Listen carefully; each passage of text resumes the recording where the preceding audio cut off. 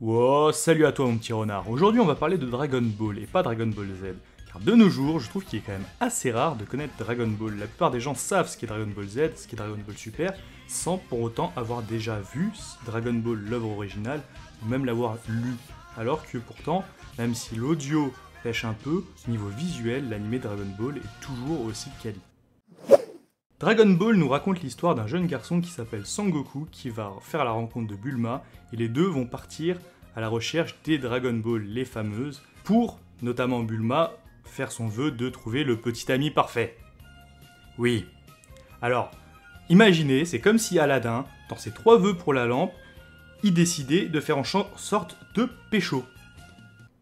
Oh, merde.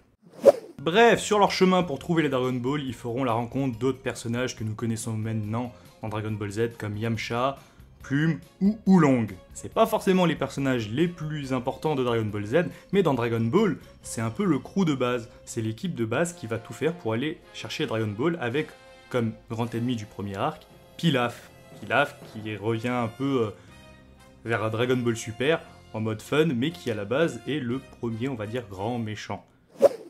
Dragon Ball est donc un univers à la base plutôt aventure et comédie qui va tourner à l'avantage du combat, notamment avec la rencontre de Tortue Géniale. Après leur premier arc, grand arc, pour aller chercher le Dragon Ball, Sangoku va retrouver Tortue Géniale pour faire un entraînement et devenir plus fort dans les arts martiaux. Et c'est notamment en ce moment-là qu'il va rencontrer son premier grand rival, Krillin. Et oui, Krillin est à la base un rival de Sangoku puisqu'il arrive à être élève de Tortue Géniale et les deux vont s'entraîner ensemble pour réussir à être le plus fort et être l'élève principal de Tortue Géniale.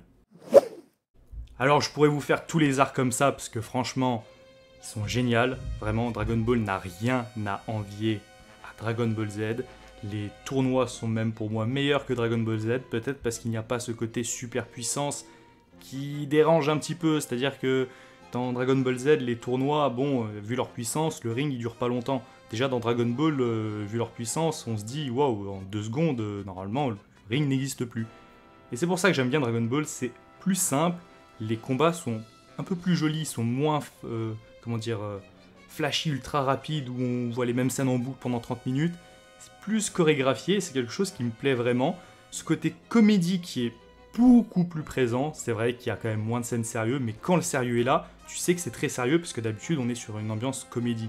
Quand on a Sangoku contre Piccolo Daimao, bah franchement, ça claque, le combat il est super classe, et quand on a la revanche avec la renaissance de Piccolo, et ben c'est encore mieux. Et franchement, le dernier combat Sangoku contre Piccolo, le dernier combat de Dragon Ball, si je puis dire, dans un tournoi, avant Dragon Ball Z, et ben franchement, c'est un combat que je vous conseille, parce que Dragon Ball, c'est classe.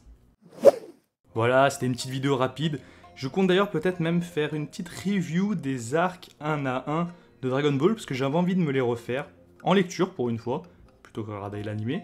Et pourquoi pas, vous parler un peu de ces arcs qui sont moins connus que l'arc des Saiyans, que l'arc Namek ou l'arc Buu.